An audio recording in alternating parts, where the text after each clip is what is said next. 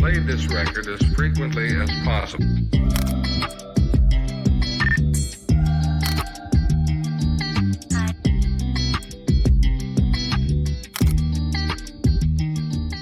저는 여기 충남직업능력개발센터 센터장 이호진입니다. 여러분 반갑습니다. 네. 오늘 여러분들하고 어떤 내용을 제가 조금 나누려고 하냐면, 이제 저는 사실 이제 취업, 창업 그쪽으로 좀 전문가라고 볼 수 있을 것 같아요. 왜냐면 경영학 박사를 지금 과정 중에 있기 때문에. 그래서 수업을 실제로 넘어가기 전에 여러분들이 바리스타 과정을 통해서 어떤 걸 하고자 하시는지, 그리고 창업을 하시려고 하시는지, 아니면 취업을 하시려고 하시는지, 아니면 오늘 우리가 하는 이 맞춤형 특화 교육은 아마 여러분들의 자녀분들과 함께 어떤 카페를 차린다고 하면 가족 회사 개념의 카페를 이끌어 가시려는 생각도 해보셨을 것 같아요. 그래서 그런 전반적인 내용들을 오늘 조금 브레인스토밍 한다. 그래서 우리가 어떤 걸 해야 될지의 계획도 한번 잡아보고, 나는 막연하게 이 바리스타 과정을 지원하지는 않았을 것만 같아요. 물론 훗날을 위해서 재미로 혹은 있으면 좋겠지라는 취지로 아마 이 과정에 참여하신 분들도 있겠지만, 그래도 오늘 그게 없었다면 소정의 목표를 좀 잡아보는 시간을 가져볼 건데, 그래서 여러분들한테 제가 나눠드린 여기 글로벌 평생교육원이라고 써있는 이거 있죠. 여기에서 여러분들하고 함께 작성을 하고 제출을 하면 제가 이따가 조금 여러분들 실습하실 때 내용을 좀 검토해보고 피드백을 조금 드리는 시간을 가지려고 합니다. 그래서 오늘 어떤 내용들을 가지고 저랑 1교시를 좀 진행을 할 거냐면, 먼저 여러분들이 이 카페 바리스타 이게 있는데, 이거부터 꼭 저는 물어봐요. 여쭤보는데, 나는 커피를 못 마신다 하시는 분. 커피를 못 마시는 분 여기 계시고, 나는 커피를 싫어하는 편이다. 한 분, 좋아요. 그러면 저는 커피를 매우 즐겨한다. 좋습니다. 즐기시는 분들 잠깐 손 들고 계세요. 하루에 3잔 이상 마신다. 좋습니다. 자, 내려주시고. 자, 나는 커피를 막 즐기지는 않는데 그래도 안 드신 분 중에 손 드셔야 돼요. 한 잔은 하루에 먹는 것 같다. 좋습니다. 자, 내려주시면 되겠습니다. 자, 해서 보통 보면은 실제로 저희가 바리스타 과정을 수료하신 분들이 한 몇백 명 되는데, 그 중에서는 바리스타를 하고자 하고 커피숍을 창업하시려고 하면서도 저는 커피는 입에도 못 대요 하는 분들이 있어요, 실제로. 그럼 그런 분들은 커피숍 창업을 한다고 했을 때 전문성이 좀 떨어질 수도 있겠죠. 본인이 맛을 보고 설정한 값이 아니라 다른 사람이 와서 맛을 보고 설정해 놓은 값을 팔아야 되는 상황이죠. 그러다 보니까 항상 그런 자문을 받아야 되거나 그런 가족이 있어야 되는 상황이 있는데, 아마도 여러분들은 다행히도 여기 촬영하시는 분 빼고는 다 커피를 즐겨 하시거나 커피를 드실 수 있는 분이라서 이번 과정에서 많은 걸 배워가실 수 있을 거라고 생각이 듭니다. 저희 바리스타 자격증에 대한 얘기를 잠깐 드려볼게요. 저기 뒤에 보시면 저희가 커피 자격 검정 시험이라고 현수막이 크게 걸려져 있는데, 밑에 잠깐 보시면 사단법인 한국커피 바리스타협회라고 되어져 있고, 그 옆에 한국능력교육개발원이라고 되어져 있습니다. 어떤 말씀을 드리려고 잠깐 보라고 말씀을 드렸냐면, 여러분들 혹시 커피 바리스타협회는 국가 공인 자격증일까요? 아니면 민간 자격증일까요? 둘 다 있을까요? 국가 자격증이다. 있다. 국가 자격증이다. 오케이. 민간 자격증인 것 같다. 오케이. 그럼 국가 공인 자격증도 있을 것 같고 민간 자격증도 있을 것 같다. 오케이, 좋습니다. 자, 우리나라의 커피 바리스타 자격증은 전부 다 민간 자격증밖에 없습니다. 국가 공인 자격증이 없어요. 제과제빵은 국가 공인 자격증이 있을까요, 없을까요? 있습니다. 맞습니다. 그래서 국가 공인 자격증으로 제과제빵은 과정이 준비가 되어져 있지만, 아직은 커피가 우리나라에 도입된 게 역사가 길지가 않다 보니까 아직은 자격증이 국가 공인으로 되어져 있지 않습니다. 하지만 국가에서 점차적으로 정책적으로 바리스타 과정에 대한 부분을 국가공인 자격증으로 전환하려고 하는 어떤 과정 속에는 있어요. 그래서 여러분들이 여기서 잘 배우시면 아마 저희 모든 자격증이 민간에서 국가공인으로 넘어가는 그 전환되는 시점에는 기존에 하셨던 분들이 다시 처음 보는 시험처럼이 아니라 소정의 시험만 거치면 바로 국가공인으로 거쳐가는 그런 과정을 아마 나중에는 받아야 되는 상황이 있으실 것 같습니다. 그래서 저희는 보셨던 한국커피바리스타협회라는 자격증과 한국교육진흥협회라는 자격증 두 가지의 협회에서 자격증이 발급이 되는데 여러분들이 이번 과정을 통해서 받으시는 곳은 한국교육진흥협회 자격증이에요. 그래서 자격증은 1급으로 나갈 겁니다. 네, 그리고 지금 제가 이렇게 들고 있는 이 자격증이 여러분들이 실제로 받으실 자격증이 될 것 같아요. 그냥 제가 슬쩍 한번 보여드릴까요? 네. 이렇게 생겨가지고 네, 지금부터 사진이 없으신 분은 뽀샵을 빨리 하셔가지고 이쁜 사진을 준비하셔야 됩니다. 네, 이렇게 자격증이 이렇게 돼 있어요. 네, 이렇게 돼 있고, 네. 그래서 자격증은 상장형하고 카드형이 있는데 이 두 개 중에서 선택을 해야 되는 거나 아니면 두 개가 같이 나가는 거는 저희 이제 우리 나사렛 대학교 선생님들이나 이 관련 선생님들하고 한번 얘기를 나눠보도록 하겠습니다. 그리고 여러분들한테 요것만 드리는 게 아니라 저희가 그래도 나중에 여러분들이 실제로 창업을 하실 때나 도움이 될지 안 될지 모르겠어요. 근데 저는 그래도 뭐 긍정적인 에너지는 가져가실 거라고 생각하는 게 저희 충남직업능력개발센터에서 하는 이 맞춤형 창업 특화 교육을 수료했다는 수료증도 함께 드릴 겁니다. 그래서 자격증과 수료증을 함께 가져가셔서 나중에 바리스타 혹시 창업, 카페 창업 하시면 액자로 탁 해서 걸어 놓으시면 나름 분위기가 괜찮을 것 같아요. 그래서 그렇게 저희가 준비해 드린다는 말씀을 드리고요. 지금 이제 간단하게 자격증에 대한 설명이 끝났으니까 이후의 과정에 대한 설명을 잠깐 드려볼게요. 뭐냐면 저희가 오늘까지가 바리스타 과정이 끝입니다. 그래서 여러분들 아마 화요일, 목요일 날 영상을 통해서 간단하게 바리스타에 대한 부분을 보셨을 것 같은데 그래도 여기 계신 분 중에 너무 바빠서 못 보신 분도 계셨을 것 같아요. 못 보신 분 이러면 손 안 들 것 같으니까 나는 2번 이상 봤다. 아, 좋습니다. 많으시네요. 5번 정도 본 것 같다. 그 정도는 아니고 좋습니다. 자, 오늘 이 수업에서는 아마 그 수업을 미리 보고 오셔야 강사님하고 질문할 수 있는 내용들이 많으실 것 같아요. 우리가 사실 저도 온라인 강의 많이 했지만 우리가 여기 현장에 와서 수업을 듣는 이유는 강사님하고의 피드백을 서로 주고받을 수 있는 질문하고 답변을 즉각적으로 해결할 수 있기 때문에 현장에 오시는 건데 여러분들이 그 사전에 있는 영상을 보시지 않고 오셨거나 혹은 쑥스러워서 이런 생각하시면 안 돼요. 오늘은 진짜로 여러분들이 궁금해하시는 모든 것들을 우리 바리스타 강사님에게 여쭤보셔야 됩니다. 그래서 실제로 저는 이런 거 잘 몰랐거든요. 라떼가 있는데 그냥 라떼가 있는 게 아니라 무슨 바닐라 라떼도 있고 돌체 라떼도 있고 그리고 무슨 플랫 화이트 막 되게 그동안 아메리카노만 먹고 살았잖아요, 저희는. 근데 너무 다양한 카페 음료들이 많은 거예요. 그래서 그리고 카페 창업을 하신다면 아마 그런 부분에도 충분히 관심이 있으셔서 지금 제가 말하는 뭐 돌체 라떼 들어보신 분도 계실 거고 바닐라 라떼 이미 즐겨 드시는 분도 계실 것 같습니다. 그런 것들의 차이점도 한번 여쭤보시는 시간을 가지시기를 바라고요. 저희가 이번 주는 오늘까지가 바리스타 과정이 종료되는 시점이에요. 그래서 오늘 이후로는 바리스타 수업을 듣고 싶어도 못 듣습니다. 다음 주부터는 뭘로 저희가 수업이 전환이 되죠? 제과제빵 수업으로 전환이 돼요. 그래서 여러분들이 빵을 만들고 파이를 만들고 하는 것들을 배우시고 그리고 지역 특산물을 활용한 디저트 개발이기 때문에 공주에 있는 밤, 논산엔 딸기, 고구마, 그 다음에 곶감 그리고 천안에는 특산물이 있나요? 호두로 해야 되겠죠? 그럼 호두를 이용한 디저트 개발. 그 다음에 계룡은 없어서 누가 용문양이라도 찍어야 되냐고 막 하시는데 계룡은 일단 논산으로 같이 묶여서 하는 걸로 하겠습니다. 그래서 우리가 그렇게 다음 시간을 진행이 되는데 바리스타 과정은 한 주밖에 없었다 보니까 여러분들이 오늘 질문할 거를 다 쏟아내셔야 돼요. 왜냐하면 저희가 제과제빵은 과정이 한 2주 더 하죠. 3주, 2주? 3주, 2주 정도 하기 때문에 이제 Q&A 할 시간에 토요일이 2번 더 있어요. 근데 오늘이 마지막이니까 오늘 꼭 많이 물어보시기를 바랍니다.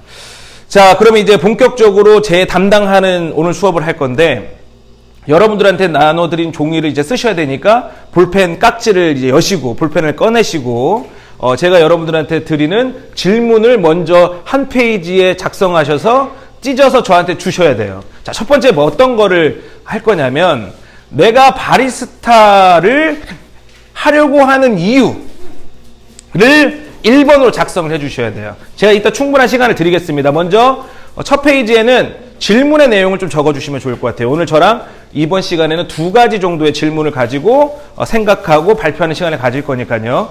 첫 번째는 내가 바리스타를 왜 따르려고 했는지에 대한 바리스타를 취득해야 되는 이유 혹은 지원한 동기 이런 것들을 좀 써주세요. 네. 저기다가 선생님 혹시 김현 실장님 저기다 좀 적어주시면 더 좋을 것 같아요. 칠판에다가 1번은 내가 바리스타 자격증을 취득하는 이유가 될 것 같고요. 2번은 그럼 나는 바리스타를 취득을 해서 창업을 할 것이다. 그 뒤로 바로 후속적으로 이루어질 내 다음 행동을 쓰실 건데 창업을 할 것이다. 혹은 취업을 하고 싶다. 혹은 나중을 위해서 일단 갖고 있는 거다. 세 가지 중에 하나를 선택해서 쓰셔야 돼요. 취업이다, 창업이다, 훗날을 위해서 일단 자격 취득이다. 세 가지 중에 하나를 선택해서 작성해 주시면 될 것 같고요.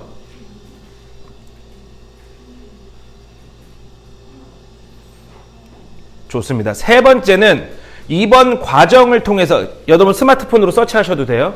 이번 과정을 통해서 나는 아메리카노 뭐 기본적인 거 먹어왔는데 이번 과정에서 유독 나는 이 음료를 만드는 게 궁금하다 하는 게 있으실 분이 있을 수도 있을 것 같아요. 뭐 아메리카노도 있을 수도 있고 카페 모카를 어떻게 만드는지 정말 궁금하다. 라떼가 궁금하다. 혹은 저도 못 들어본 것들이 있다면 그런 것도 한번 써줘 보시면 저희가 그런 것들을 이번 과정이 아니더라도 한번 어떤 거다라는 설명은 코멘트는 알려드릴 수 있는 내용들을 조금 준비해 보려고 합니다. 됐나요? 하나 더 써볼까요? 네 번째, 센터 혹은 우리 선생님, 관계자들에게 이번 바리스타 과정을 내가 화목해보고 오늘도 수업을 듣는데 이런 것들이 조금 더 과정 속에 집어넣었으면 좋겠다. 혹은 이런 것들이 난 좀 더 필요한데 이런 과정은 좀 언제쯤 만들어지냐 해서 요구사항이나 어떤 바라시는 점을 적어주시는 걸로. 그렇게 해서 그 정도의 과제를 드리고요. 지금 분이 10분인데 한 10분간 앞에 있는 간식과 음료 준비해 드릴 테니까 드시면서 한 10분간 생각해 보시고 제가 이따 걷어서 몇 분만 좀 제가 제 대신 좀 발표를 좀 해드리도록 하겠습니다. 잠깐 10분간 작성하는 시간 가질게요.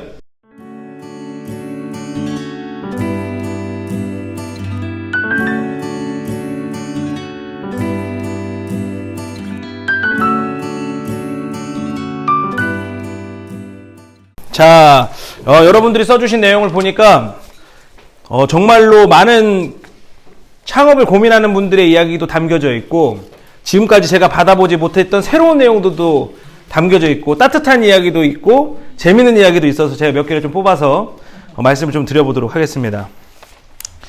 일단 대부분 분들이 이 과정을 왜 하냐라고 저기 바리스타 자격증 취득하려는 이유에 대한 답변으로 취업과 창업이 나왔어요. 취업이 더 많은 것 같아요, 여러분? 창업이 더 많을 것 같아요? 창업이 더 많았습니다. 그리고 취업을 하시는 분들은 이제 복지관에서 일할 수 있다라는 거를 전제 조건으로 깔아놓고 쓰신 것 같아요. 그리고 창업을 하는 이유 중에 이런 이야기를 적으신 분도 한 3분 정도 되십니다. 우리 아이가 나중에 함께 창업을 하려고 하는데 아이의 부족한 부분을 내가 좀 메꿔주고 싶다라는 그리고 도와주고 싶다라는 취지도 한 3분 정도가 쓰신 것 같아요. 그런 내용이 좀 들어가 있었고 그 다음에 음료 제작이 궁금하시다고 한 내용 중에 아까 제가 대화를 하면서 말씀드렸던 돌체라떼 다 궁금해하시고 아인슈페너, 연유라떼 그리고 어떤 분은 난 베트남 커피로 하겠다 똥커피로 커피를 만들겠다라고 쓰신 분도 계세요. 그래서 너무 좋은 것 같아요. 네. 그리고 이제 요거는 실질적으로 궁금해하실 수 있는 내용일 것 같은데 우리가 보통 카페를 가면 아메리카노, 뭐 카페라떼, 카페모카에서 이 음료의 종류가 정해져 있는데 매번 언제 갈 때마다 막 무슨 돌체라떼도 생기고 막 새로운 커피의 종류들이 생기잖아요. 그러면 그것들이 어떤 기관을 통해서 공식적으로 그런 메뉴가 매년 이런 게 있으니 협회에서 안내를 해줘서 진행이 되는 건지 아니면 그냥 개인이 그 뒤로는 창업을 했기 때문에 알아서 그런 과정을 정보를 찾아서 만들어지는 건지 그런 걸 궁금해 하시는 분도 계셔서 간단하게 설명드리면 여러분들이 배우는 바리스타 자격증은 기본적으로 우리가 커피를 요걸로 내리잖아요. 그럼 여기에서 처음에 물을 타지 않은 요게 딱 담기는 걸 우리 뭐라 불러요? 에스프레소. 발음이 너무 좋습니다. 에스프레소. 네, 발음이 너무 좋은데 이 에스프레소를 가지고 결국 다른 것들과 혼용해서 만들어지는 게 커피의 종류가 만들어지는 거예요. 그래서 우유를 부으면 뭐가 돼요? 그렇죠. 카페라떼가 되고, 그리고 여기에 초코를 넣으면 카페 모카가 되고 그런 거거든요. 그래서 돌체라떼라든가 이런 것들은 사실 저는 바리스타 자격증을 옛날에 취득했지만 전문 강사가 아니기 때문에 그건 강사님이 설명해 주실 것 같고, 내용은 이렇습니다. 돌체라떼라든지 뭐가 새로 생기는 것들은 이 협회나 자격증을 취득한 곳에서 보수 교육을 해서 다시 알려주는 이런 시스템이 있으면 좋은데 그런 게 없어요. 그리고 안 돼 있어요. 돌체라떼도 이게 공식적으로 어떤 커피협회에서 만든 음료라기보다는 개인이 만들어내서 유명해져서 그게 다른 카페들이 벤치마킹하는 그런 시스템으로 가고 있습니다. 그래서 여러분들이 바리스타가 되시면 많은 도전과 연구를 하셔야 돼요. 네, 저도 얼마 전에 여러분들 오시면 우리 논산의 특산물 하면 딸기가 유명하니까 딸기 커피를 한번 만들어보고 싶어서 딸기 청을 아메리카노에 넣어서 휘어져서 먹어봤더니 그대로 뱉었어요. 안 되겠죠? 고구마도 괜찮을 것 같다는 생각을 했는데 아니더라고요. 오히려 대추는 나쁘지 않았던 것 같아요. 그래서 이런 실험적인 걸 해봐야 되고, 아마 여기 계신 우리 젊은 분들도 있는데 이런 혹시 커피 드셔보셨어요? 홍차랑 아메리카노랑 이렇게 섞인 거. 그거 저는 처음에 먹었을 때 이상하다고 생각했거든요. 근데 매번 먹다 보니까 좀 괜찮은 것 같더라고요. 그러니까 개발을 해야 돼요, 여러분. 그런 취지에서 돌체라떼도 만든 것 같아요. 누가 돌체라는 브랜드랑은 전혀 상관이 없을 것 같아. 연유라떼. 여러분도 막 더 명품 이름 대서 막 루이비통 라떼 이런 거 만들면 되죠, 뭐. 그죠? 그래서 아마 그런 것들을 여러분들이 개발하기에 나름일 것 같아요. 그리고 이런 것들에 대한 궁금증이 계속 생기실 때에는 저희 바리스타 강사님은 현재 카페를 운영하고도 계세요. 그래서 여기서 맺어진 어쨌든 우리 사제지간이니까 그 이후의 과정도 강사님의 연락처를 받아서 계속 지속적으로 물어보시는 과정으로 연을 맺어주시면 나중에 여러분들 창업하실 때나 도움 받으실 수 있을 것 같습니다. 네. 다음 볼게요. 요런 내용을 또 부탁했어요. 아마 이게 제가 봐도 이게 맞는 얘기예요. 이론도 중요하지만 뭐를 많이 해야 돼요? 실습을 많이 해야 돼요. 그렇죠. 그래서 여러분들 오늘 과정에는 이론이 거의 없습니다. 그 이론이 거의 없고 거의 실습 위주로 진행이 될 거고, 그리고 여러분들이 만약에 커피 바리스타에 대한 이론이 궁금하시다고 하면 여러분들한테 아마 여기 선생님을 통해서 커피 이론을 강사님이 오셔서 이렇게 동영상 찍어놓은 별도의 영상이 또 있어요. 왜냐면 저희가 자격증 과정을 위해서 만들어 놓은 영상이 있습니다. 저희 선생님이 찍은 영상은 화요일, 목요일에 올라간 거 그게 다고, 다른 강사님 찍으신 게 있어서 그거를 무료로 다 드릴 테니까 한 30분씩 25강 있거든요. 그거를 배우시면 거의 뭐 커피 전문가 되죠. 네, 좋습니다. 그리고 한 분이 또 이거 썼어요. 커피숍을 갔더니 신맛이 있고 다크한 맛이 있다고 하는데 도대체 어떤 부분에서 이게 쓴맛이고 신맛이 나냐 궁금하다고 쓰신 분이 있는데, 커피에 우리가 말한 신맛은 어떤 걸 말하냐면 커피의 생산지에 따라서 커피의 향이 달라요. 오렌지 향이 조금 나는 데가 있고 꽃향이 나는 데가 있고, 그런 것이 우리가 일반적으로 말하는 신맛 커피고, 쓴맛 커피는 다크 초콜릿. 여러분 혹시 카카오 함량 많은 초콜릿 먹어봤어요? 네. 달아였어요. 그래서 우리가 초콜릿 맛이 난다는 커피는 그 쓴 초콜릿을 생각하셔야 돼요. 그래서 다크한 건 쓴 거다라고 이해하시면 편합니다. 아내가 바리스타라 곁들었어요. 전문가는 아닌데. 자, 그리고 다른 프로그램으로 배우고 싶은 걸로 저희가 이번 과정에는 마카롱이 없어요. 마카롱이 없고 단백질 빵도 쓰셨는데, 사실 저희 바리스타 강사님이 단백질 빵을 잘 만드세요. 근데 우리가 이번 과정의 취지는 지역 특산물을 활용한 디저트 개발이다 보니까 안 들어갔는데, 아마 궁금하신 분들은 나중에 저희 강사님한테 여쭤보시면 레시피라던가 방법을 들으실 수 있을 것 같습니다. 자, 다음 볼게요.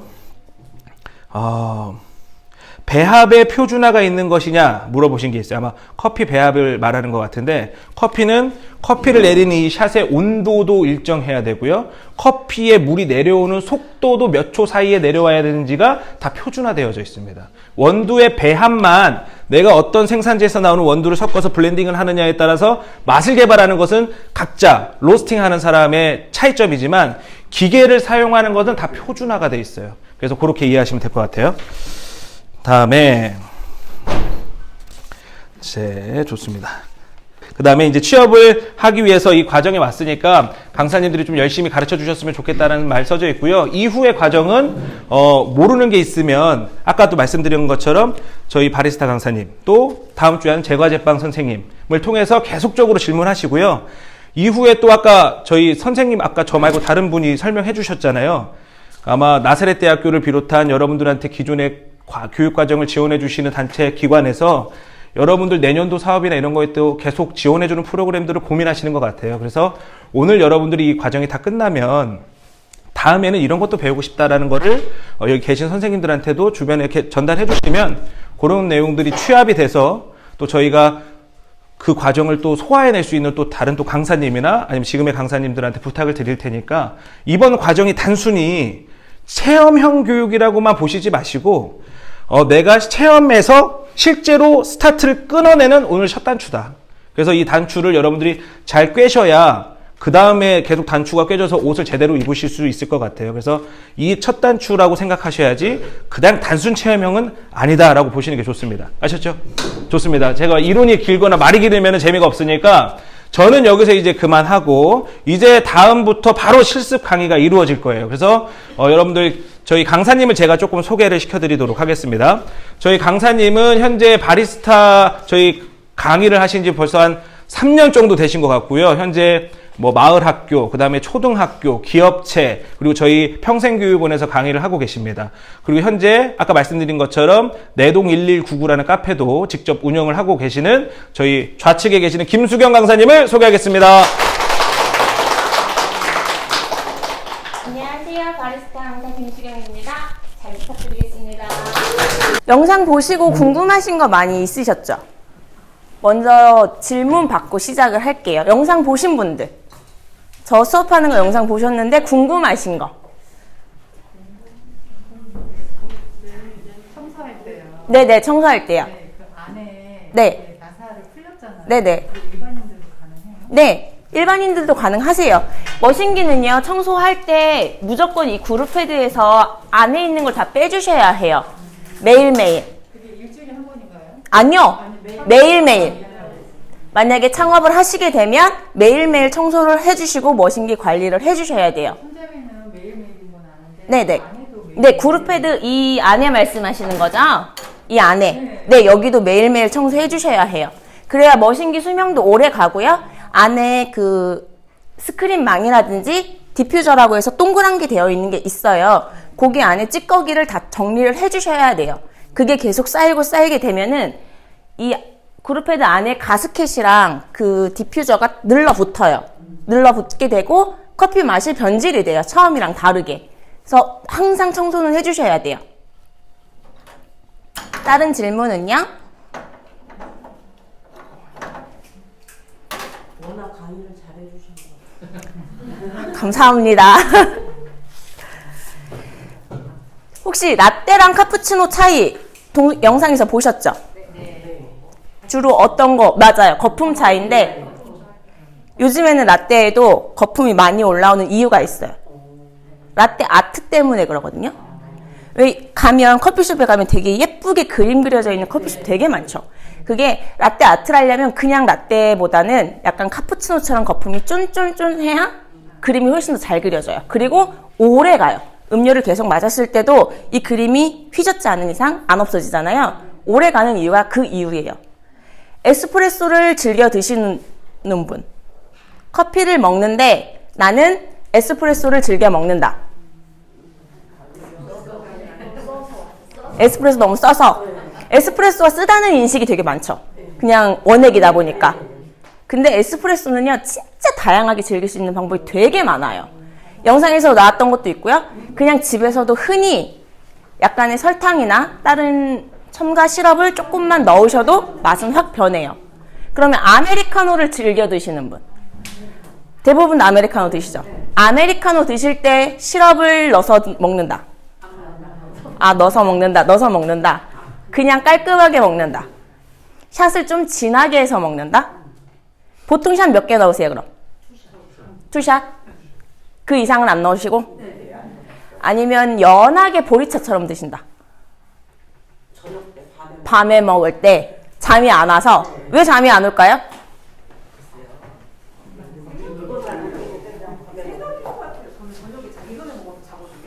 그 사람마다 다 차이가 있긴 해요. 개인, 네, 카페인 성분 때문에 그러긴 한데, 혹시 디카페인 들어보셨죠? 네. 디카페인은 카페인이 없다고 생각하시는 분?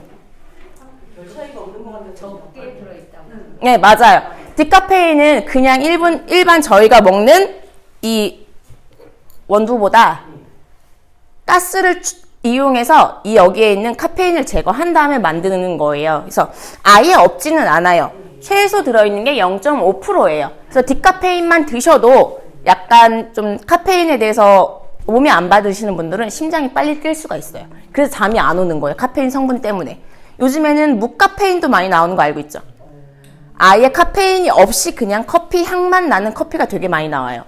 임산부들을 위한 커피도 많이 나오고요. 다이어트 식품으로도 그 무카페인이 되게 많이 나오고 있어요.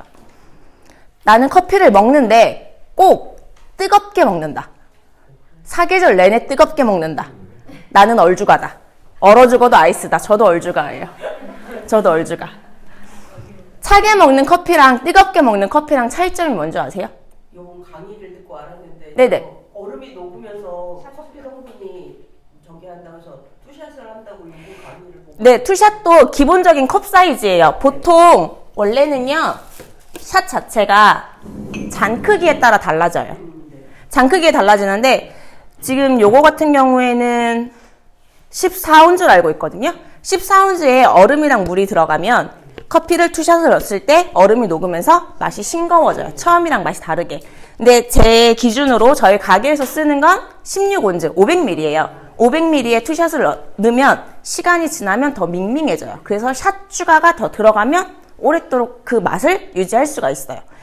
근데 커피의 맛을, 본연의 맛을 느끼려면 뜨거운 커피를 마셔야 될까요? 차가운 커피를 마셔야 될까요? 저도 요번 강의를 공부해서 처음 알았어요. 차가운 커피. 네, 맞아요. 차가운 커피를 드셔야 그 커피 맛과 향이 더 많이 나요. 뜨거운 커피를 드시게 되면 이 뜨거운 물 때문에 올라가잖아요. 그래서 금방 날아가서 내가 처음 커피숍을 갔어요. 근데 이 집은 따뜻한 것만 판대요. 따뜻한 것만 파는 데도 있어요. 그러면 커피 맛이 조금 달라질 수가 있어요. 찬 커피를 드시는 게 제일 쉽게 알 수 있어요. 미각적으로. 혹시 커피 박람회 또는 커피 카페 쇼 이런 데 가보신 적 있으세요? 한 번도 없으세요? 1년에 4분기로 따져서 4번 열려요. 업체마다 다 달라요. 업체마다 다 다른데 이번 년 11월 21일 날부터 23일? 제가 가는 날은 23일이에요. 코엑스에서 커피 박람회가 열립니다. 제일 크게 열려요. 혹시 창업을 관심 가지시는 분들 많죠? 여기. 한 번쯤은 가보시는 게 제일 도움이 돼요. 거기 박람회 가면요. 머신기부터 시작해서 창업 준비할 수 있는 게 다 있고요. 시럽 종류도 있고요. 요즘에는 커피숍이 커피랑 차, 음료만 판매하는 게 아니라 뭐도 같이 팔죠? 그쵸. 디저트, 제과제빵, 구움 과자 이런 거 되게 많이 팔죠. 가시면 업체마다 다 부스가 되어 있어요. 이번에 만약에 시간이 되시면 사전 그 네이버에 티켓팅 할 수 있거든요. 가셔서 직접 디저트 같은 거 사 드실 수도 있고요. 음료도 샘플링 할 수 있어요. 드셔보실 수 있어요. 한번 꼭 가보세요. 창업 준비하시는 분들이라면. 창업에 대해서 궁금하신 분. 제가 5년을 가게를 하고 있는데 제일 궁금하신 게 뭘까요? 하루 매출은 그때그때 달라요. 그때그때 달라요. 하루 매출은. 네. 어떤 걸 팔아야 잘 팔릴까요?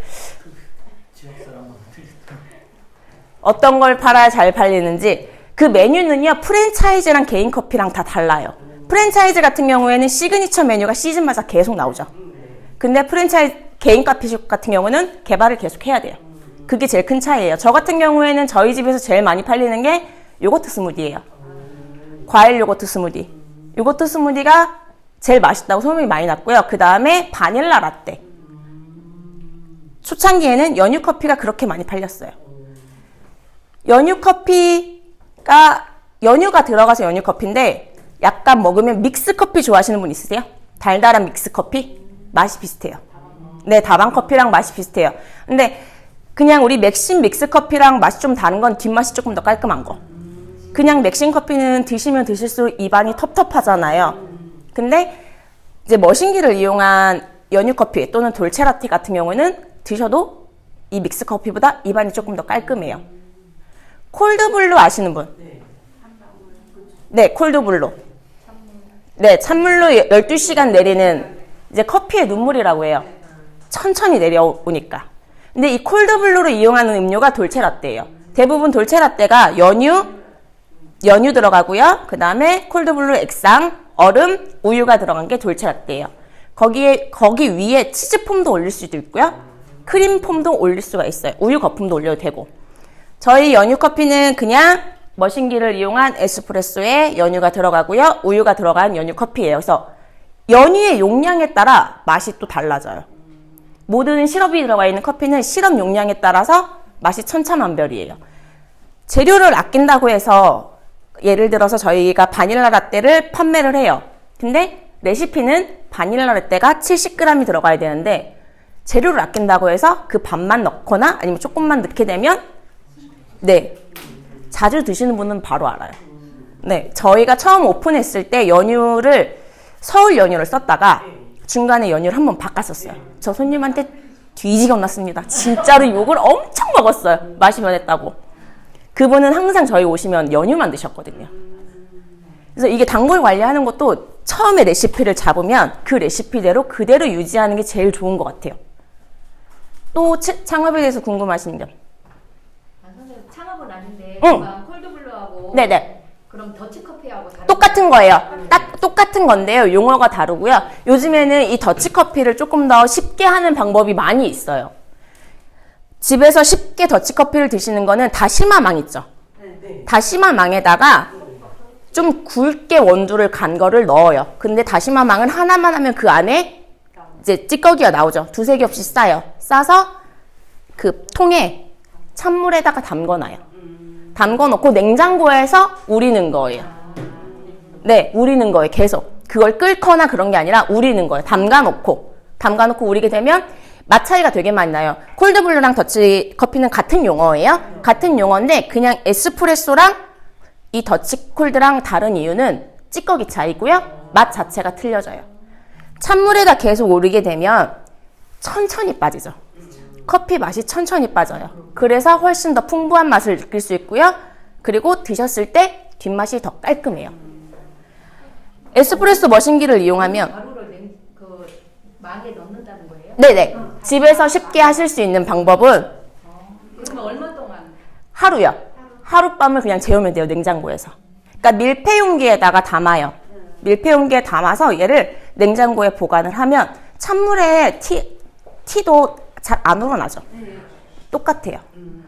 천천히 우러나는 거예요. 천천히 장시간 동안 커피의 본연의 맛부터 시작해서 쭉 다 뽑아낼 수 있는 게 더치랑 콜드예요. 왜냐하면 그 더치커피도 한 방울씩 떨어진다고 그랬잖아요. 이 한 방울씩 천천히 커피에 스며들면서 천천히 내려오기 때문에 커피의 모든 맛이 한 번에 다 추출이 되는 거예요. 대신에 보관하신 방법은 냉장고에서 이제 집에서 간편하게 했잖아요. 항상 냉장 보관을 해주셔야 해요. 그리고 만약에 커피를 냉장 보관해서 열어서 얘를 계속 떠다 먹으면 얘 또 변해요.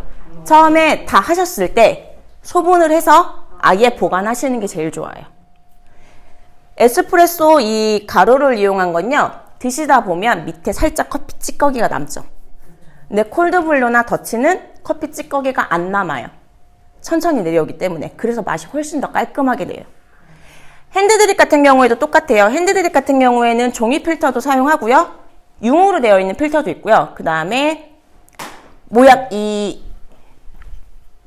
드리퍼 모양에 따라서 들어가 있는 용지가 다 달라요. 혹시 이렇게 되어 있는 것도 보고 밑에가 일자로 되어 있는 것도 보신 적 있으시죠? 그것도 여기에는 꽃갈 모양이 끼어요. 꽃갈 모양이 끼는데 이런 모양이 끼죠? 이런 모양. 근데 이 드리퍼가 꽃 모양이면 이 드리퍼지도 꽃 모양으로 바뀌어야 해요. 이 모양에 따라 다 달라요. 여기가 일자로 되어 있는데 요걸 끼게 되면은 커피가 제대로 안 돼요. 그래서 여기가 반듯한 거는 이렇게 된 것도 반듯하게. 그리고 이 드리퍼지 여기 항상 이 점선 있죠. 여기는 접어주시는 거. 접어서 사용하시는 거예요. 이게 만약에 점선이 많이 있으면 이 점선대로 다 접어주시면 돼요. 이거 이따가 저희 해볼 거예요. 핸드드립 하는 거.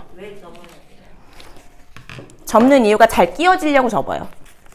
잘 끼워지게 해주고 고정되라고. 요렇게. 저는 있자거든요. 저희는 항상 드립으로 먹는데 한 번도 여기는 이렇게 접는 표시예요. 여기가 이렇게 되어 있는 거는 이제 꽃갈콘이 저희가 이제 종이가 이렇게 펴지잖아요. 접착 부분이라고 생각하시면 돼요. 접착 부분을 한 번 더 접어주시면 돼요. 이렇게 사용하시는 거예요, 드리퍼진을. 근데 꽃 모양 같은 경우에는 이 접는 부분이 없어요. 그냥 꽃 모양 틀에다 놓고 드리퍼질을 찍기 때문에 접는 모양이 없는데 이렇게 꽃갈이나 대부분 사각은 접게 되어 있습니다. 누구? 맞아요. 잘 안 알려줘요. 잘 안 알려주고 그냥 핸드드립은 정말 즐겨 드시는 분들이 많이 먹어요. 영상에서 보셨듯이 핸드드립이 제일 유명한 나라가 어딜까요? 핸드드립이 제가 얘기 안 했을 수도 있어요. 핸드드립이 제일 유명한 나라. 브라질, 에티오피아는 커피 원산지로 제일 유명한 나라. 이탈리아. 이탈리아는 에스프레소로 유명한 나라. 미국은 이탈리아 유럽 커피 문화를 이어받은 나라. 프랑스는 다 안 나왔어요. 동남아 국가예요. 네, 우리나라랑 가까운 나라에 있어요. 베트남도 커피의 원산지죠. 네, 나왔어요. 일본이 핸드드립으로 굉장히 유명한 나라예요. 정말로. 그리고 일본은 핸드드립도 유명하지만 또 하나 유명한 게 있어요. 뭐가 유명할까요? 잘 안 들렸어요. 크게 얘기해 주세요. 나또 맛있어요? 저희 사장님한테 맛있다고 했어요. 아, 제가 나또를 못 먹어서. 나또가 냄새가 좀 나는 게 있고 덜 나는 게 있는데 그 냄새 나는 덜 나게 하는 방법이 기회예요. 나또 먹는 게 이렇게 거미줄처럼 이렇게 나오는 거죠? 그게. 네, 줄 나오는 거. 커피에서도 그렇게 줄 나오게 할 수 있어요. 나또처럼. 그렇게, 일단 일본에 유명한 거 얘기하고 그 얘기할게요. 일본에 유명한 건 로스터리 카페예요. 일본은 개인적인 매장도 많지만 로스터리 카페가 진짜 많은데 되게 유명해요. 그리고 고가의 원두, 그냥 품질 좋은 원두를 저렴하게 즐길 수 있는 나라가 일본이에요. 로스터리 카페 가보신 적 있다. 로스터리 카페가 뭔지 안다. 로스팅을 직접 하는 데를 말하나? 네, 맞아요. 커피숍에서 로스팅을 볶아요. 직접 원두를. 논산에도 몇 군데 있죠. 네, 몇 군데도 보기는 봤는데 가보시진 않았어요? 가서 보기는 봤어요. 네네. 기계가 이렇게 설치되어 있는. 네, 머신기. 로스팅 머신기. 가서 로스팅 하는 것도 직접 봤는데 네. 그래도 커피 사 먹는 거하고 관련이 없잖아요. 그냥 차이가 많이 나요. 로스팅 해준 거를 그냥 맛있나 보다 하고 먹는 거지. 네. 로스팅 해가지고 핸드드립으로 해서 내리는 커피숍이 있어요. 논산에도 있어요. 논산에도 그런 커피숍 있어요. 네. 논산에도 로스팅을 직접 해서 거기 사장님이 직접 내려주는 커피숍이 있어요. 근데 이게 차이가 별로 못 느낀다고 하시는데 그때 바로 생두를 볶은 거 있잖아요. 그거를 바로 드시게 되면 정말 맛있어요. 네. 그걸 질문하려고 했는데 직접 볶아서 그 자리에서 먹는 커피가 맛있는지 하루 숙성을 하는 게 숙성해서 맛있는 그러니까 원두마다 차별이 있어요. 원두마다 다 차별이 있는데 원래 로스팅을 바로 하면 원두 자체가 뜨겁기 때문에 바로는 못 먹어요. 한 김 식히고 일주일이나 3일 정도 숙성시키는 게 훨씬 더 맛이 더 풍부해져요. 바로 내려서 먹으면 저희 깨 볶아서 바로 먹으면 무슨 맛이에요? 그쵸? 맛 없죠. 근데 그것도 깨도 한 김 식히고 며칠 있다가 먹으면 그 고소한 미가 확 올라오죠. 원두도 똑같아요. 바로 로스팅해서 며칠 숙성을 시켰다가 먹게 되면 그냥 저희 밀봉에 판매하는 이거랑 로스팅을 해서 숙성을 시킨 일주일 안에 먹는 커피랑 맛 차이가 확 나요. 배달 보낼 때 꼭 며칠 있다가 먹으라고 보내주시거든요. 그래서 그 질문을 하고. 네, 맞아요. 약간 원두도 살짝 숙성이 돼야 훨씬 더 맛있어요. 바로 먹는 거보다. 그냥 이렇게 먹는 거보다 요거를 갈아서 먹는 게 훨씬 맛있어요. 근데 이렇게 먹는 커피가 있어요. 이 알채로 씹어서 먹는 커피. 들어보셨을까? 한 번이라도. 네, 맞아요. 사양 고양이가 먹어서 배설물로 만드는 루악 커피. 네, 네 맞아요. 똥커피.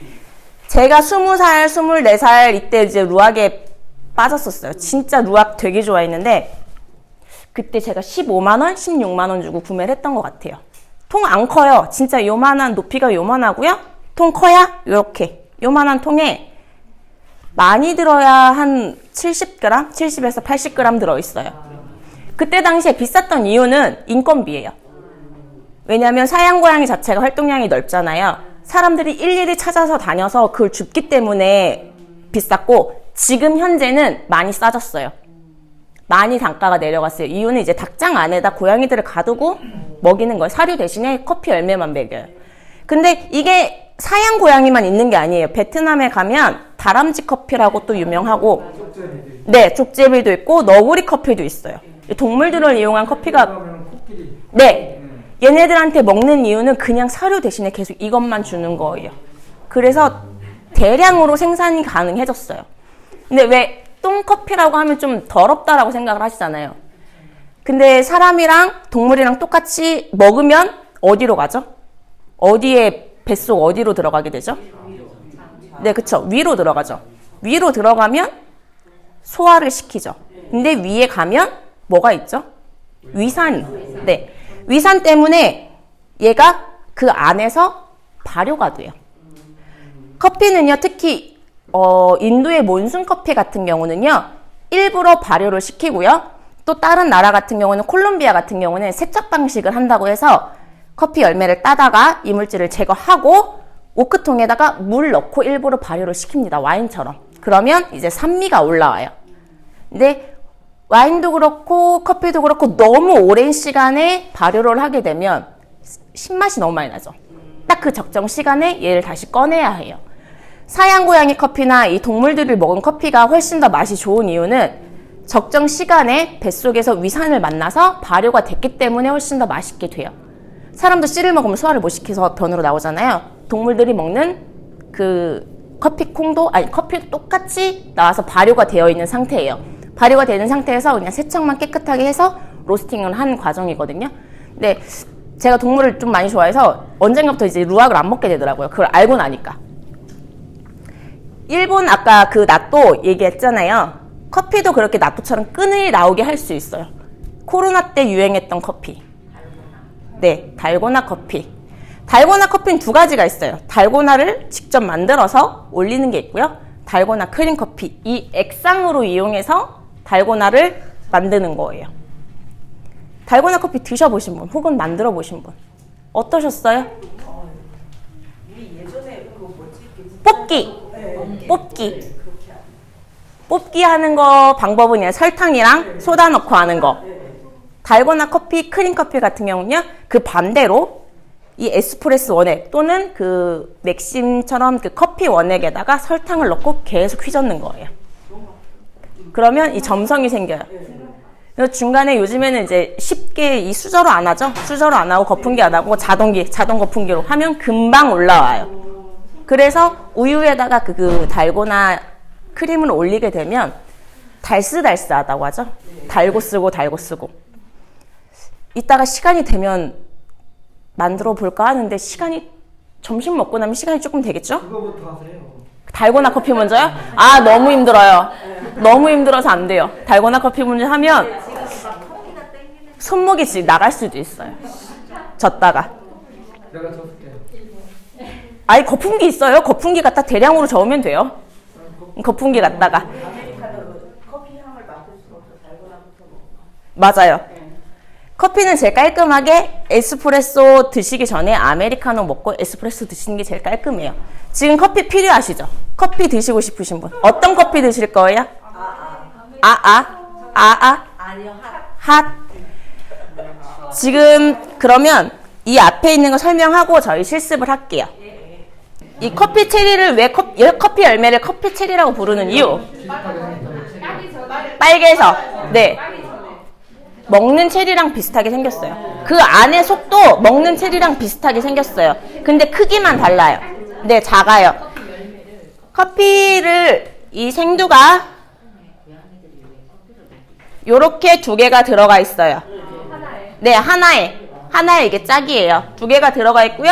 이거를 은피로 감싸고요. 은피 위에 파치먼트라고 있어요. 왜 우리 복숭아 보면 복숭아 딱딱한 껍질 있죠. 그 안에 까보면 하얀게 알맹이가 들어갔죠. C가 들어가 있죠. 얘도 똑같아요. 이 안에 요게 원두고요. C는 이 밑에 조그맣게 콕 박혀 있어요. 요 안에 박혀 있어요. 근데 C는 이 볶는 과정에서 탈각이 돼요. 은피를 제거한 이 생두를 가지고 열을 가해서 로스팅을 하면 색이 점점 변해요. 요런 색이 나옵니다. 요렇게 이제 브라운색을 띠는 원두가 돼요. 여기 앞에 보면 지금 원두를 제가 3가지 버전으로 갈아놨어요. 보통 글라인더, 이게 가정용 핸드 글라인더예요. 핸드 글라인더로 갈게 되면 입자 자체가 불규칙하고요. 되게 두껍게 나와요. 그 이유가 있어요. 핸드 글라인더 같은 경우에는 칼날이 이렇게 나뭇가지처럼 중간에 떠 있어요. 그럼 얘를 돌려요. 돌리면 이 안에 콩들이 위로 올라와서 튕기듯이 갈리죠. 그러면 그렇기 때문에 일정치가 않고 굵기가 두꺼운 거, 얇은 거, 두꺼운 거, 얇은 게 나와요. 요거 두 개는 똑같은 글라인더에 갈았어요. 간 이유가 근데 두 개 다 만져보면 느낌이 달라요. 이게 조금 더 두껍고요. 이게 조금 더 얇아요. 칼날 차이예요. 글라인더 두 개는 플랫 칼날이라고 해서 이렇게 맞물려 있어요. 맷돌처럼. 맷돌에다가 넣어서 이 안에서 갈리죠. 얘도 똑같이 이 톱니가 이렇게 누워 있어요. 누워 있어서 넣게 되면 갈리는데 보통 이 글라인더에 보면 여기 숫자 표시가 되어 있어요. 이 숫자 표시는 돌려가면서 그날 칼날을 맞추게 되면 돼요. 이쪽은 칼날 두께가 두꺼워서 입자 자체가 모래알보다 조금 더 두껍게 나왔고요. 저 끝에 있는 글라인더는 칼날 자체가 높게 설정이 되어 있어서 입자 자체가 굉장히 곱게 나와요. 이유가 있어요. 탬핑 하실 때 보통 압을 주잖아요. 이 포토필터에 이 템퍼를 이용해서 압을 줘야죠. 이렇게 눌러야 되잖아요. 원두가 두꺼우면 두꺼울수록 힘이 더 들어가요. 원두 입자가 굵으면. 근데 원두 입자가 얇으면 얇을수록 힘이 덜 들어가는데 또 차이가 또 달라요. 네, 커피 맛도 달라져요. 이 상태로 들어가게 되면요. 입자가 두껍죠. 혹시 어릴 때 보시면 과학 시간에 모래에 넣고 자갈 넣고 해서 그 여과시키잖아요. 똑같다고 생각하시면 돼요. 원두 입자가 두꺼우면요. 물 여과되는 시간이 짧아져요. 입자가 두껍다 보니까. 그 반대로 입자가 너무 얇게 되면 천천히 나오겠죠.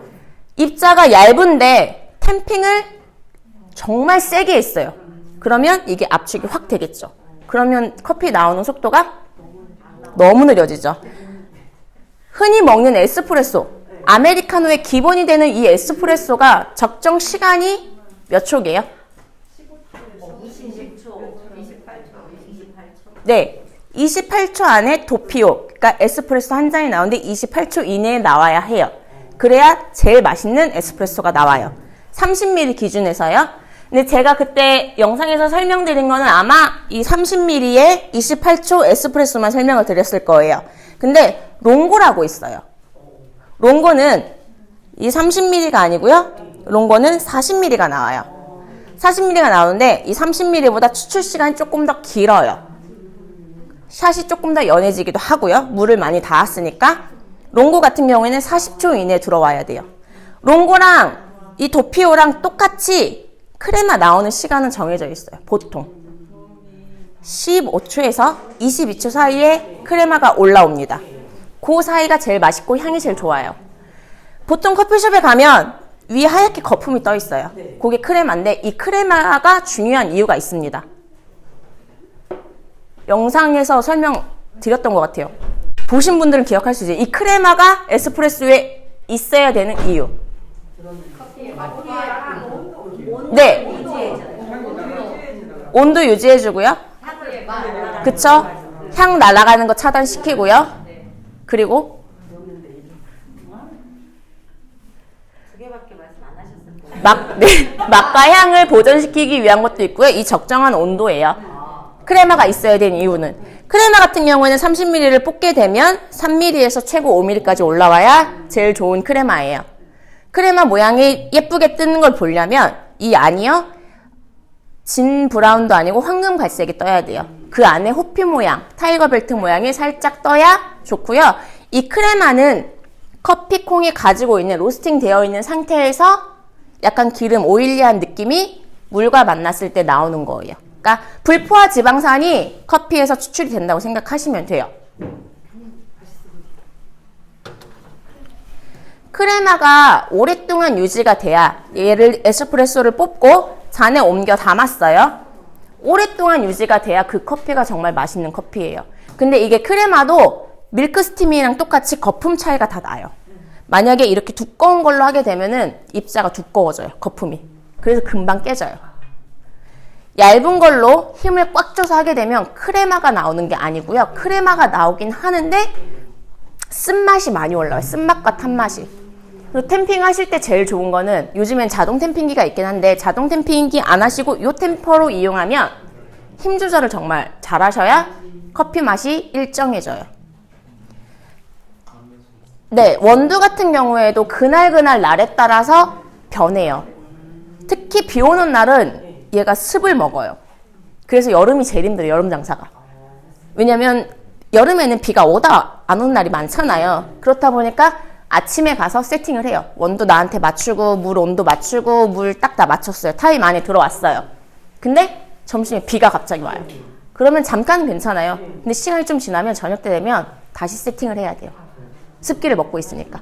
매장 안에서 하루 종일 에어컨을 튼다고 하면 밤에는 에어컨을 끄고 가잖아요.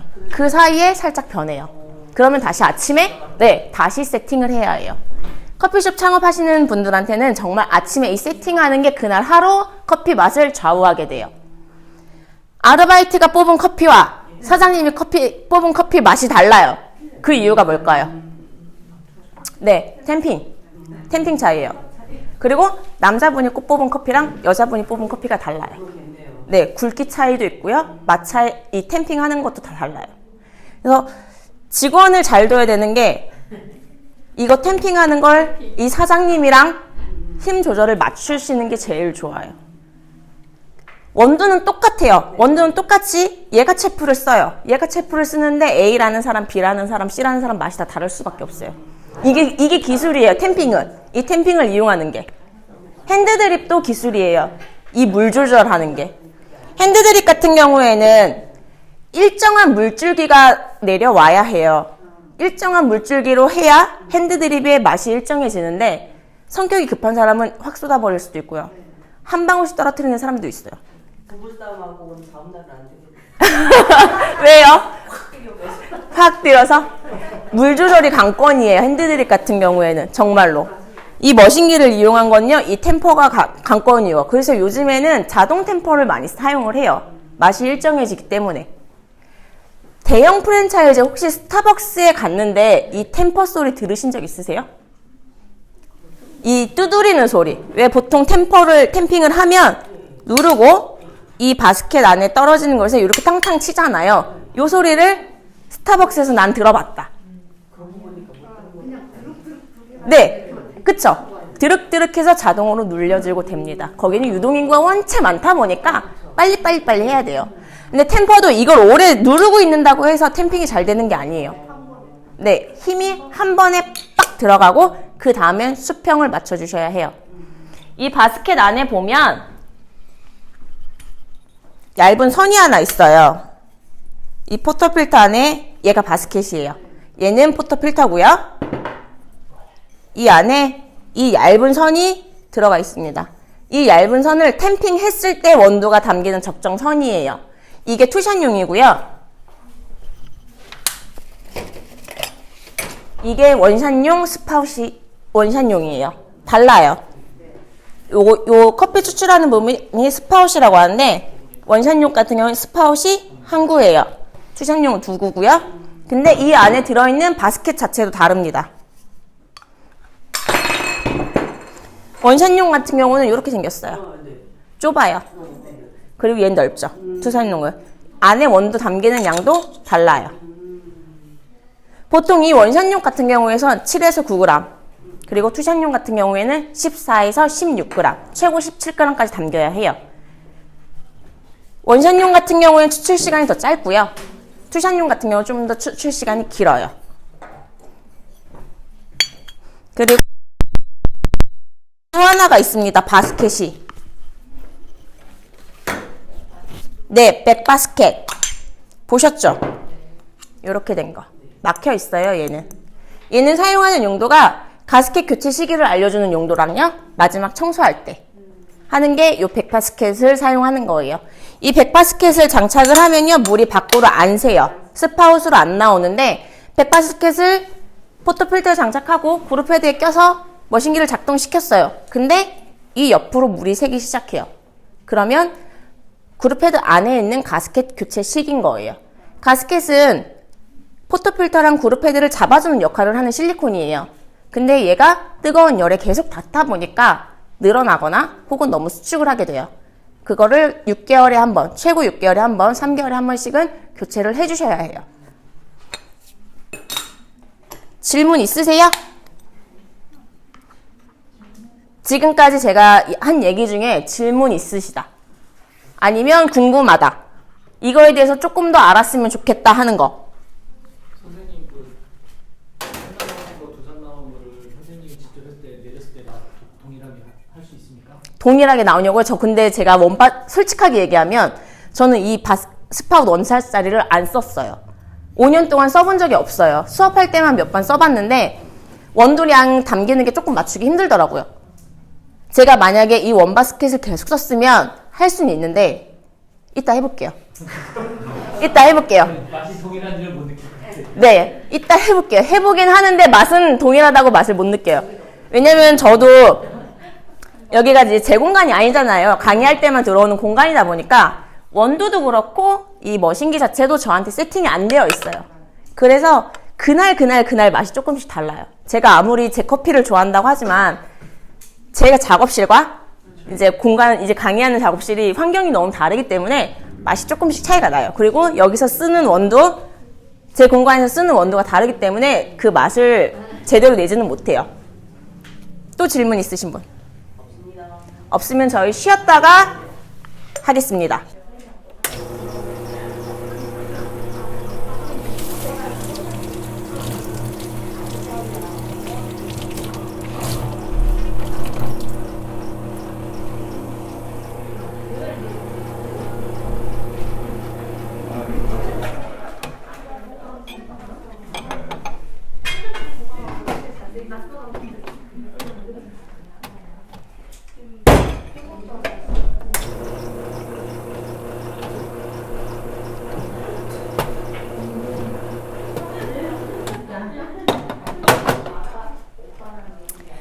스팀 하실 때는요, 여기가 바로 피처 코예요. 코 부분에다가 스팀 바를 담글 거고요. 그리고 잡을 때는 손가락 3개를 걸어요. 걸고 위에 잡고 밑에 받쳐주는데 여기 보면 손가락이 피처랑 안 닿아야 돼요. 잘못하시면 우유가 데워지는 동안 손가락이 다칠 수 있으니까 최대한 안 닿게 잡아주시면 돼요.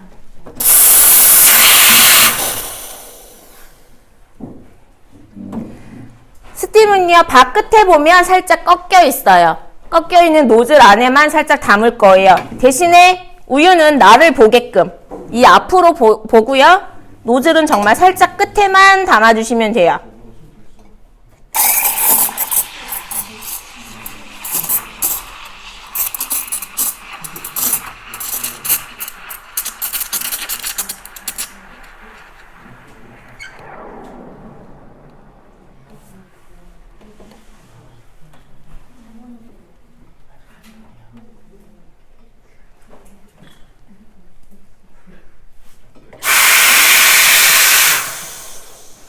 우유 스팀이 다 끝나면요, 저희는 잔이 작기 때문에 우유를 나눌 거예요. 거품층이랑 우유층을 나눌 거예요.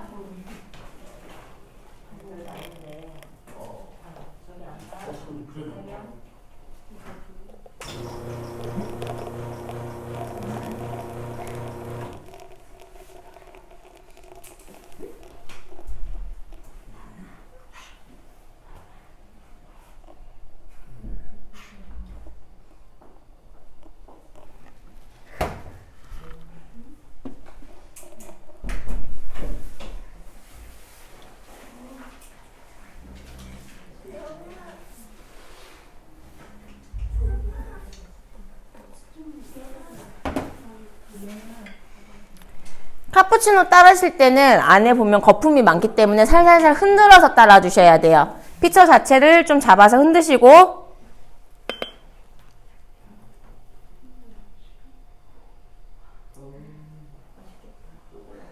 이렇게 되면 카푸치노가 완성이 됩니다.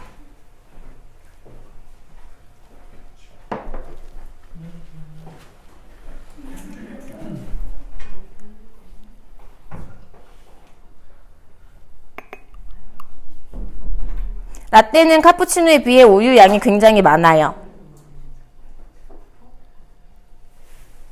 이렇게 되면 라떼가 완성이 돼요. 요 차이예요. 그리고 뒤집으면 뒤집을수록 커피가 잘 안 보입니다. 그래서 카푸치노는 거품을 먼저 드신 다음에 커피 원액을 드시는 거예요. 그 반대로 라떼는요.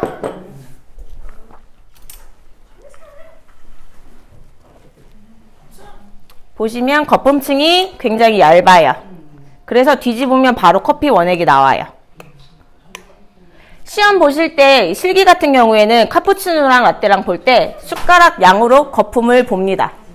거품이 카푸치노 잔에는 이만큼 이상이 거품이어야 해요. 보통 평상적으로. 근데 라떼 같은 경우에는요. 거품량이 많이 담겨야 요 정도. 카푸치노의 3분의 1만 담겨도 되고요. 아예 거품이 없는 라떼를 만드셔도 돼요. 이거 드셔도 됩니다. 라떼 드시고 싶으신 분 카푸치노. 그러면 거품이랑 커피를 같이 마시는 게 좋은가요? 네. 카푸치노는 거품을 먼저 떠드시고 나서 드시는 거예요. 거품을 먼저 드시는 거예요. 그게 라떼고요. 요게 카푸치노예요.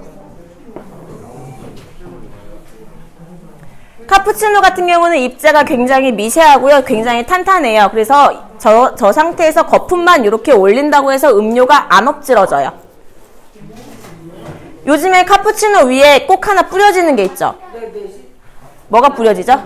시나몬 가루 뿌리시는 분들도 있고요. 저 위에다 그냥 코코아 파우더를 뿌려서 나가는 카푸치노도 있어요. 아까까지는 저희 커피 메뉴로 했잖아요.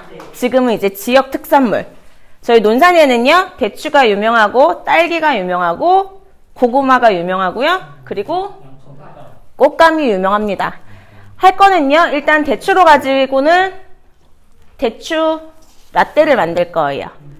지금 우유 스팀한 거 배우셨죠? 우유 양만 제가 정해 드릴 거고요. 스팀은 다 각자 개인 하셔서 대추 라떼 만들 거고요. 그 다음에 딸기를 이용한 음료는 되게 많아요. 흔히 딸기로 할 수 있는 음료 뭐 있어요? 스무디, 그리고 에이드, 그리고 라떼, 그리고 없어요? 처음 들어보실 거예요.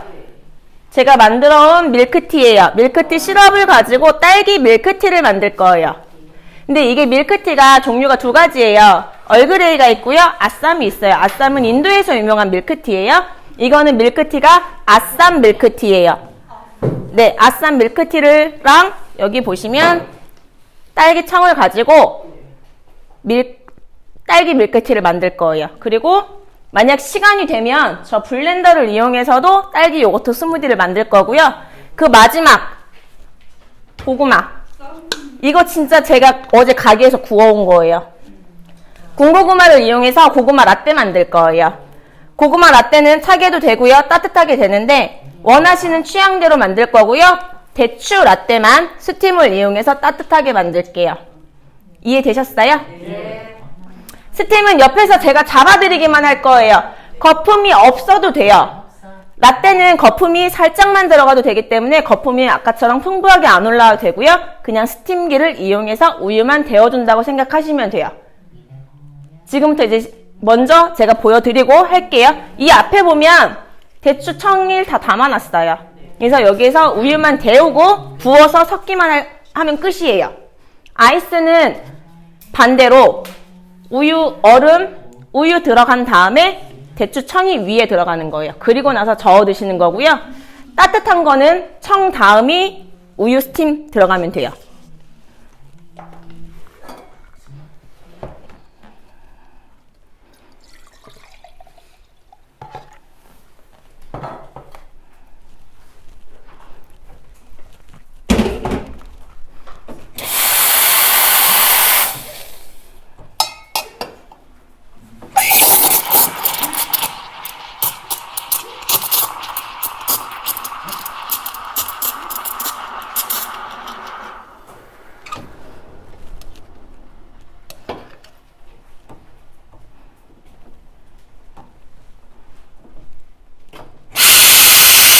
하실 때 스팀 바가 이 스테인리스에 닿으면, 피처에 닿으면 나올 때 쇠 긁는 소리가 나요.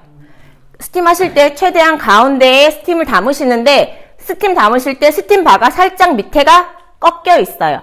그 부분만 톡 담으시면 돼요. 따뜻한 우유를 대추청에 부으면 돼요.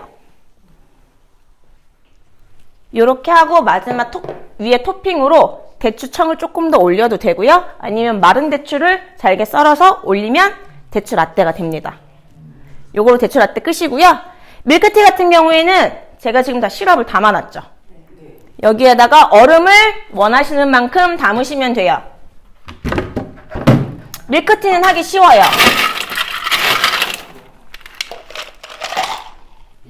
담고 위에 우유를 붓습니다.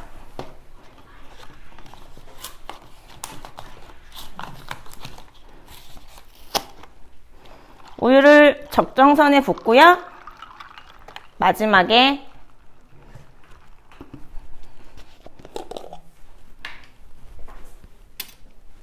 딸기청을 올려주면 돼요.